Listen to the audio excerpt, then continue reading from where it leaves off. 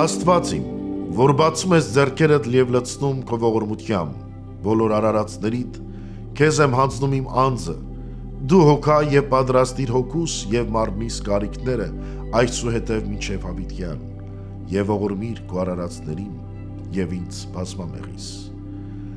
Այս աղոթքը ոչ միայն աղաչանք է Աստծուն, այլ նաև խորը և հոգևոր պատգամներ պարունակող խոսքեր են, որոնք կարող են դառնալ մարդու կյանքի հիմքը, նրան ուղեկցելով մինչև վերջ։ Աղոթքը սկսվում է այսպես. Աստված իմ, որ բացում ես ձեռքերդ և լցնում քո ողորմությամբ բոլոր արարածներիդ։ Սա հիշեցնում է, որ Աստված ոչ միայն արարիչ է, այլև իր սիրով ու ողորմությամբ լցնում է բոլոր արարածներին։ Տարբերություններն ու անհամար կարիքներն այս աշխարհում չեն խանգարում Աստծուն։ Նա միշտ բաց է և պատրաստ է, որպեսզի ընդունի մեր աղոթքները, վերցնելով մեր վշտերը։ Աստծո անսահման ողորմությունն է, որը կարող է լցնել սրտերը խաղաղությամբ, ի զորու լինել ընդունելու մեզ ամբողջությամբ։ Ես քեզ եմ հանձնում իմ անձը։ Այս խոսքերը արտահայտում են ապավինություն և հավատ,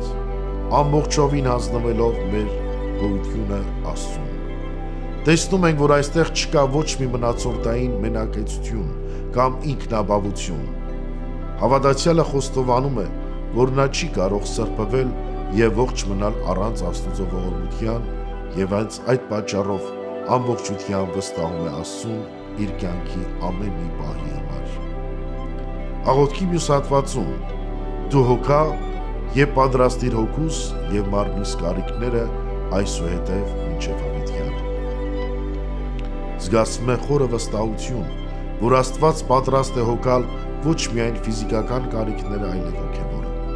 Աստծո խնամքի զորու է ծածկելու մեր բոլոր կարիքները, անկախ նրանից, թե դրանք ավելի հեշտ են, թե դժվար։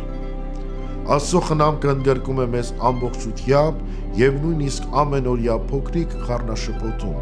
մենք զգում ենք այդ մխիթարությունն ու աջակցությունը։ Եվ ողորմիր քո արարածներին և ինձ բազմամեղիս։ Այս վերջին խոսքերը, սիրելիներ, հիշեցնում են մեզ մեր ներսի իրականությունը ճանաչել մեր մեղքերը